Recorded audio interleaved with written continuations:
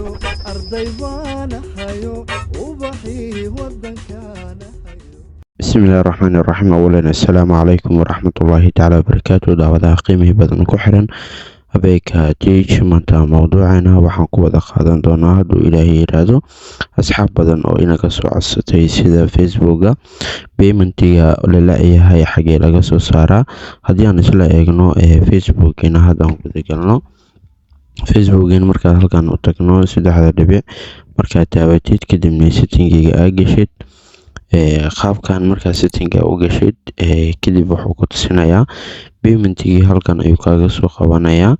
paymentigaas markuu halkaaga soo qabto markaan maaragtay si account center markaa ku dhufano paymentiga hadda kusii dhufano oo qaybtan ah mastercard iyo wax kuma darsan karno sida halkan kaaga muuqato ku dhufan kartaa mana isbedel ma imaanaya. marka insha Allah maanta muuqaalkan waxaan ugu talagalay saaxiibo badan oo qiimo badan oo ku xiran kanaalka Abeka Teach.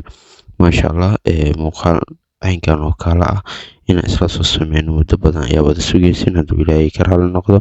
bal insha Allah muuqaalkan ayaa isla eegi doonaa hab fudud ayaana ku isticmaali doontaa hadduu ilaahay yiraahdo.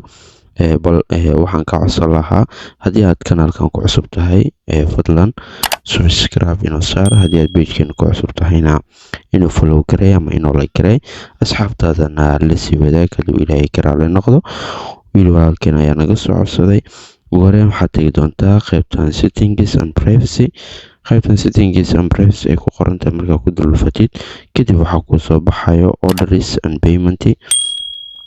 qaybahan ay ku qoran tahay orders and payment ayaa ku dhufan doontaa oo qaybtan ah markaa sidan ugu dhufatid orders and payment wuxuu ku soo saari doonaa qaabaha maaragtay Facebook star balanceyada aad ka shaqeysay sidoo kale payment methods contact information security and controls iyo help centerka. marka qaybtan ayaan u baahanahay ay ku qoran tahay payment methods markaa ku dhufano sida halkan kaaga muuqato wuxuu ku soo qabanaa payment method waa add payment. markaa mastercard halkan ayaad ugu dari doontaa hadduu ilaahay ka raali noqdo. kadib add payment ayaa leedahay. add payment markaad aadid mobile ku xiran rabtaa bis credit or debit card ku xiran doontaa. credit iyo debit card ku xiran doonaa kaarka lambarkiisa ayaa halkan gelin doontaa kadibna inta date-ka uu dhici doono kan CV-ga waxay ku qoran tahay 3 lambar waaye dhawarka dambe ee mastercard-ka ay ku qoran tahay insha Allah binil karim. maanta muuqaalka waxaan kula wadaagayaa saaxiibada qiimo badan Abeka Teach ku xiran naga soo codsatay inaan u sameeyno muuqaal aad iyo aad u cajiibsan oo markaasna la leeyahay. insha Allah muuqaalkan waxaan rajeynaa in boqolkiiba wax badan uu ka caawiyay. hadduu uu wax ka caawiyay wax un haba yaraatee dhanka commentiga insha Allah wixii fariin ah inugu reeb waxa uu kaliya ka reeban wacayda sida kaftanka uu furan yahay commentiga ku soo reeban kartaa insha Allah.